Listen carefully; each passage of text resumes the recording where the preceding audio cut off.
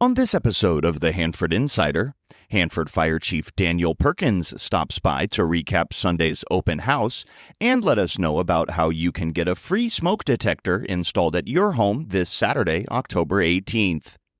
Rob will give you a rundown of the busy October calendar. Then later, I'll be back with your sports report.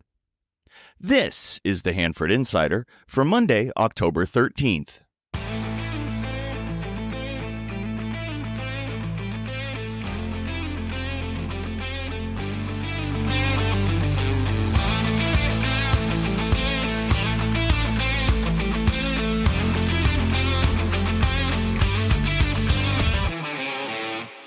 Hey everybody, welcome to the Hanford Insider podcast, where we bring you closer to the heart of our community.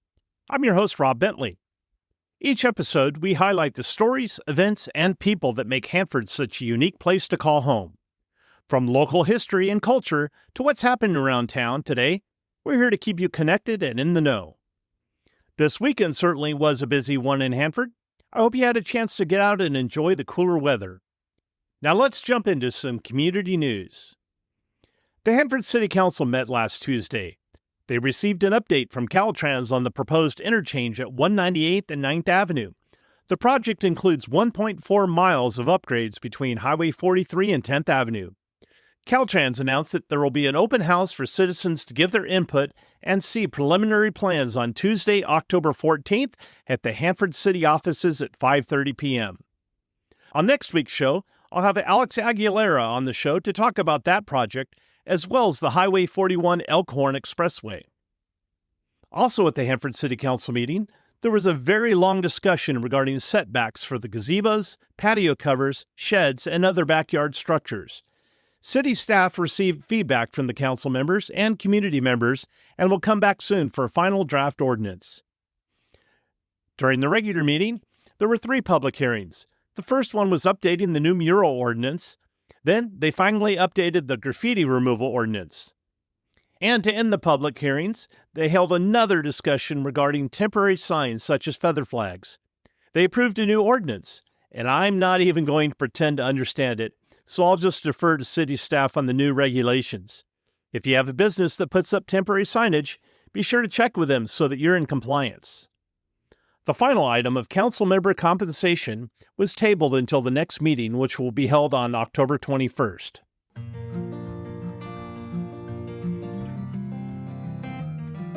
Now let's take a look at this week's community calendar. At the Thursday Night Marketplace this week, it's Crew Appreciation Night with music by Eminent Groove. The Carnegie Museum of Kings County's History of Agriculture in Kings County Part 2 is open Fridays, Saturdays, and Sundays from 1 p.m. to 5 p.m. through December 14th. They'll be holding their 3rd annual gala fundraiser next Saturday, October 25th. You can get your tickets at the museum during regular hours or online at carnegiemuseumofkingscounty.org. Friday, October 17th is annual Main Street Hanford Witches Night Out in downtown Hanford. The event is sold out, but you're still welcome to attend the after party in the Civic Park. Saturday, October 18th is one of the busiest days on our calendar, so let's get a rundown. Walk with the Doc will be held at Freedom Park at 9 a.m. The Sierra Pacific Band is having their shredding event across from Carl's Jr. from 9 a.m. to 1 p.m. The Walk for Life will be held at the Calvary Chapel Church at 9 a.m. The Kings County Art League Artisan Market will be held at the Fast Plaza from 9 a.m. to 1 p.m. The 8th Street Fall Vendor Fair will be held next to the Carnegie Museum from 9 a.m. to 4 p.m. In the Civic Park, it's the Griswold LaSalle Community Cook-Off Ultimate Rib Challenge from 11 a.m. to 3 p.m. And to end Saturday's events, the Practical Magic movie will be shown at the Hanford Fox Theater at 7 p.m. There'll also be some special events on Sunday, October 19th. The annual Kings River Hardwick School Calico Arts Festival is happening. And the final event of the weekend is the King's Symphony Orchestra Fall Concert at the Hanford Fox Theater. I had a chance to catch up with their conductor, Dr. David Green. It's a really exciting concert, Rob. We are starting off our 62nd season of the King Symphony Orchestra and my 3rd season.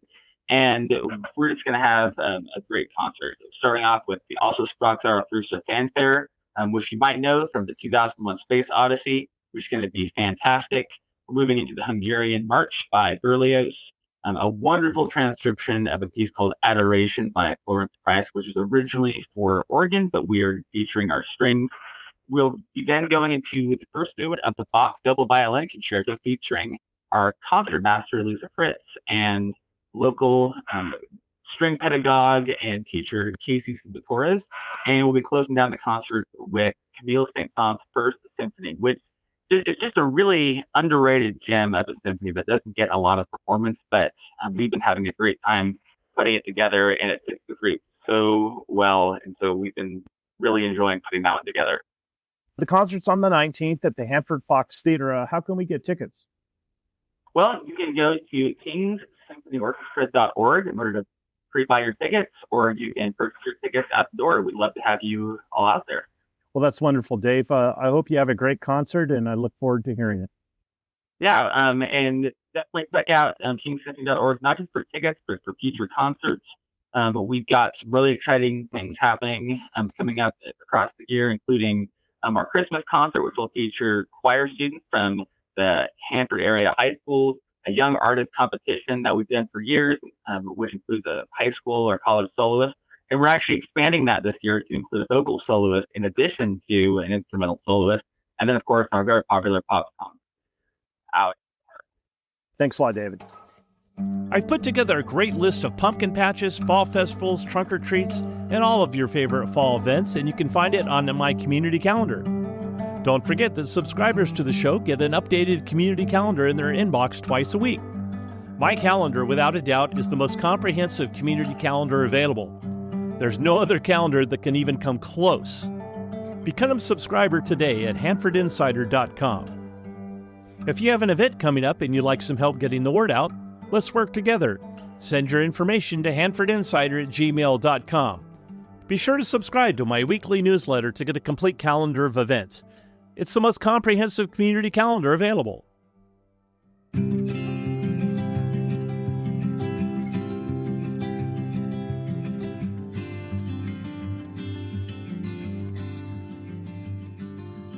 Well, it's great to be here with Chief Daniel Perkins of the Hanford Fire Department, and we are celebrating Fire Prevention Week. And how you doing, Daniel? It's good to see you again. It's good to see you too, sir. I'm doing quite well.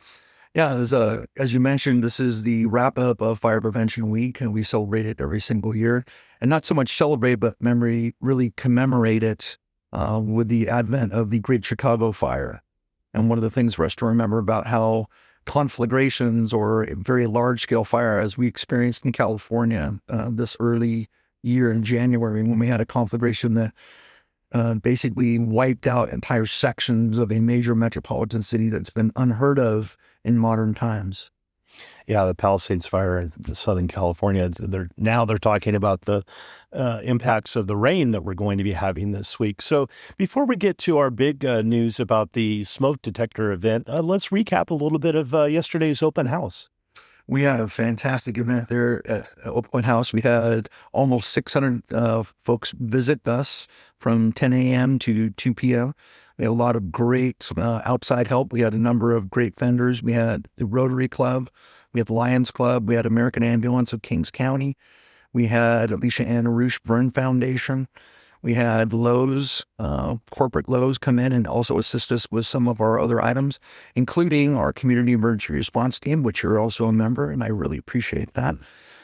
So our CERT team was there helping out with that, and we had people come in and learn about stop, drop, and roll, as well as close before you doze. And we'll talk about close before you doze kind of at the end of this little program today. Yeah, it was so great to see all the smiling faces on the kids knocking down the prop with the water and stuff. They were having such a good time. But we have a big event to talk about, and that is the smoke detector giveaway, if you will, event coming up on Saturday. And I know that the CERT team's involved with that and the Breakfast Lions Club. Can you tell us a little bit about the event and why it's so important to have a working smoke detector in your house? Absolutely. This event that we're talking about is called the Sound the Alarm campaign. And we have worked tirelessly over probably the last 6 to 7 months with the American Red Cross and the Breakfast Lions Club of Hanford. Breakfast Lions Club graciously donated $1,000, which we purchased about 80 to 90 smoke detectors. We use those specific smoke detectors on our fire apparatus. We take them out to different scenes. So if we get to a medical aid, or if we have someone that's experienced a fire and they need a replacement smoke detector, we immediately replace that smoke detector free of charge with the Breakfast Lions Club. Doesn't matter whether the person rents or they own their own home, we can replace it immediately. In comparison, the American Red Cross campaign, we do have to have people that own their home, not renting, and then we are able to install the smoke detectors ourselves on that scene. So that's what we're going to concentrate on today and talking about, is really not only the program, but the why behind the program. And many people don't understand how severe the fire problem is in the United States today. Typically, we have just under about 400,000 fires that are residential fires in a year. And really, overall in the United States, there are 1.4 million fires that happen in a calendar year on average. About 25% of those, or 340,000 of them, are residential fires. And this is where the statistics really tell an alarming trend with us. And although we've had fewer fires in residences, a 6% decrease, according to the National Fire Protection Association, even with that 6% decrease, we've seen a disproportionate increase in deaths in residential fires. We've seen a 17% increase over the last 10 years on average of deaths in residential fires. So what does that tell us? That really tells us we have a significant fire problem in residences in the United States. So what are we doing about it? One of those things is we're trying to make sure that the people that it affects the most are most prepared for that. And what do I mean by most prepared? Well, having a working smoke detector in your home really increases of your chances of survival in a fire by well over 50%. So if you have a working smoke detector, it will alert you, wake you up in the middle of the night, because most fire deaths in residences occur between the hours of 12 p.m. and 6 a.m. So we have that window of time of that 6-hour period where almost all of those fires that cause deaths in residences occur. So that means people are overcome by the smoke, succumb to their illnesses and injuries from that smoke, and then the fire then overruns the rest of the house, and then we discover people after the fact. So what else is there for us to learn from this information? Some of the really key elements are the group of people who are most at risk. If I said that there were 2,920 residential fire deaths, 68% of those, or 1,955 deaths, occur in persons age 65 or older. That's a very shocking statistic when we look at overall, what things should we be concentrating on? So residential homes where we have 65 people that are 65 or older in the home, they have a much higher likelihood of dying in a fire, as well as the very young. So very young, very old, that's what we're concentrating on. And also families where there are multi-generational families living in the same home. If you live in a home with your parents, grandparents, or maybe you're there and you have your children, aunts, uncles, cousins, all living in the same home, that's where we see the real increase in clusters of fire deaths. So if you have that particular type of situation and you're living in that, we want to make sure that you reach out to the Hanford Fire Department. We have a smoke alarm program that you can sign up for. If you own your home, we can come out and install a smoke detector free of charge, and that's what we're doing on October 18th. We're trying to get out early in the morning, 8 a.m., all the way through about 5 p.m. Our goal is to take the 250 smoke detectors that were graciously donated to the Hanford Fire Department for the American Red Cross and through their Sound the Alarm campaign, and install those 250 smoke detectors. Our other aim is, if you even do rent or you have another situation that doesn't meet all those qualifiers, we do have the ability to utilize the Breakfast Lions Club smoke detectors to also install a smoke detector.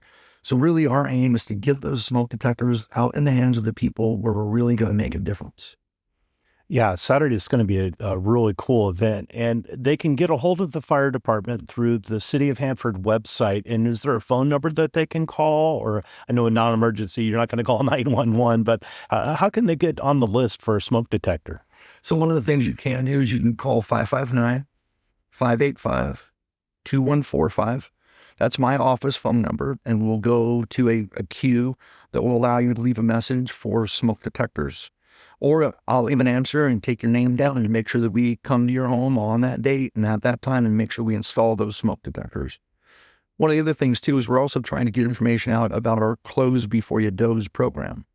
And that's really where I'd like to kind of end our conversation on, is telling people about that particular program, because coupled with a working smoke detector, if you simply just closed the door to your bedroom before you went to sleep or close before you doze, you increase your chances of survival by well over 65% or 66%. It's an incredible statistic, and it's amazing how much fire and smoke that one closed door will keep from entering in there. It also forces you to think about 2 ways out of every room inside of your home. The one being the door, and we're asking you to close that. If you woke up in the middle of the night to the smoke detector beeping, you feel that doorknob, see if it's hot. If the doorknob's hot, you know not to open it. Then you come back out, look for the window that you can easily escape from. And that's what we're asking too, is that we practice 2 ways out of every room inside of your house. One of the more difficult ones, a bathroom. I don't think most people are going to jump up 5.5 to 6 feet through that tiny little window to jump out. But that's one of the give-me's. We don't need you to get out of the bathroom because you're typically not there when a house fire starts. So we do really encourage people to practice those 2 ways out of every room, the close before you doze, and making sure, especially as we're coming up on that time of year when we're going to fall back with our time, when you change the clock, we want you to change the batteries in your smoke detector. So it's another old adage, but we're trying to bring all of these things to bear to make sure that everyone is safe as we go through this next weather change, because when typically we have this cooler weather come on, we have a sudden uptick in the number of fires that we have. And we don't want anybody to have a tragedy in their home. So going back to smoke detectors for just a minute, I understand you've had some fires recently where smoke detectors could have saved family pets. Exactly. So in the last 12 days now, 12 calendar days, we've had 2 fires in mobile homes. And unfortunately, they've been tragic results. Both of those mobile homes were completely gutted, unable to be lived in. And the real tragic piece within this is that neither home had working smoke detectors in them. They had smoke detectors. None of them had working batteries in them. Or if they were off and on a table somewhere else. The real tragedy is that there were 2 cherished family members and pets that perished in those fires. We don't want anybody to experience any loss in this change of season. And just to let you know, these fires do occur in Hanford. You may not see them on the news. They may not be up in your face, but we do experience these large losses and these real tragic events. We have about 300 working fires in Hanford every single year. So that's about 1 a day for the most part. So when you think, well, we don't see them that often, it happens here all the time. They don't arise the big headline news stories that you typically see. Well, thanks for that information. I know the Close Before You Doze campaign has been very educational. I've seen at Thursday Night Marketplace, and with the National Night Out that we had, Hanford's Night Out last Tuesday, you had the information out about the smoke detector event, and then, of course, at yesterday's open house. So this is all really great information, Chief, and I'd like to thank you for sharing some time with us on your busy schedule. I know everybody's working really hard for all these events, plus responding to calls, so it means a lot to the community when you take time out to come on the show. Thank you. Absolutely. Thank you, sir. Have a safe holidays. And now it's time for Hanford Insider Sports with Eric Bentley.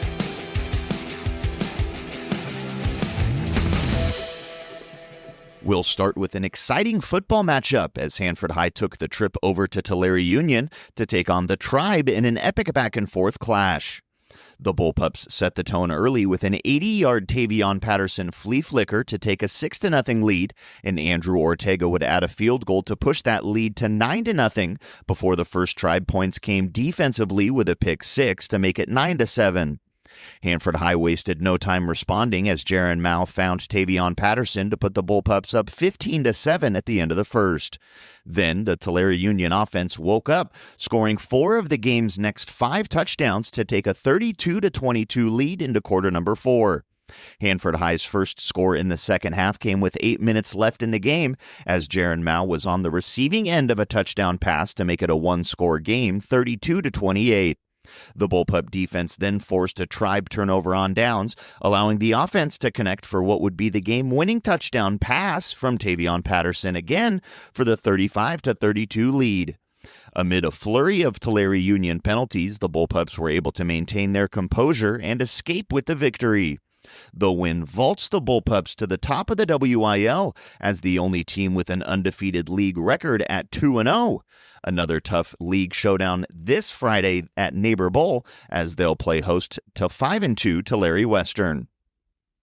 Sierra Pacific football took on league-leading Emmanuel last week, and it was all Eagles, 56-6 the final score. The Golden Bears will try to right their offensive struggles this week as they travel to Selma looking for their first league win. And Hanford West football was shut out again, this time by Selma, as the Huskies remain winless on the year. A Thursday home game awaits this week as Exeter comes to town at 7:15. Over to volleyball now, where we had a thrilling crosstown Tri-County Sequoia League showdown between Hanford West and Sierra Pacific. The Golden Bears took set 1 28-26 and set 2 25-21, putting the Huskies' undefeated league record at risk.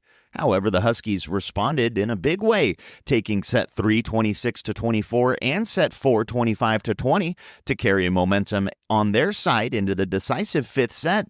But it was the Golden Bears who used home court to their advantage, upsetting Hanford West 16-14 in the fifth set to take the match.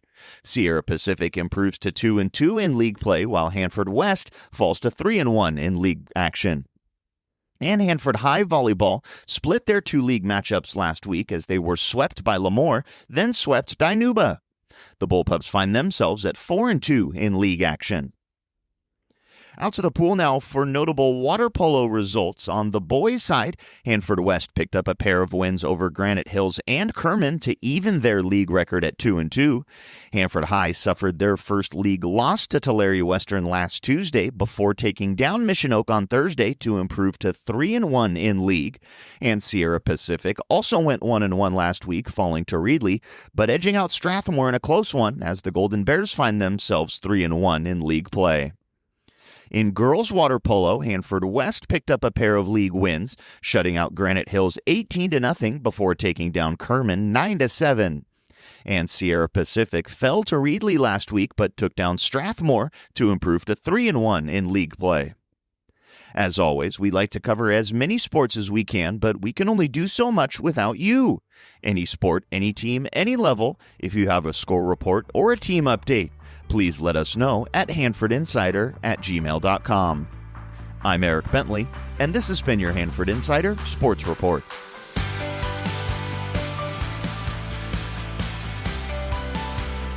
Well, that's all the time we have for this week's show. If you enjoyed this podcast and you'd like to show your support, you can go to buymeacoffee.com/Hanford Insider to make a donation. If you'd like to join the Hanford Insider email list, stop by my website at hanfordinsider.com to sign up for updates. You'll also get an exclusive copy of my newsletter in your inbox each week. I also need your help getting the word out about the show by liking and sharing on social media, or, like most people, just tell a friend. For more information about the show, you can find this podcast on Facebook, Instagram, Threads, X, and YouTube at Hanford Insider. If you have a show idea, be sure to email me at hanfordinsider@gmail.com and I'll look into it. Thanks for listening. Have a wonderful week.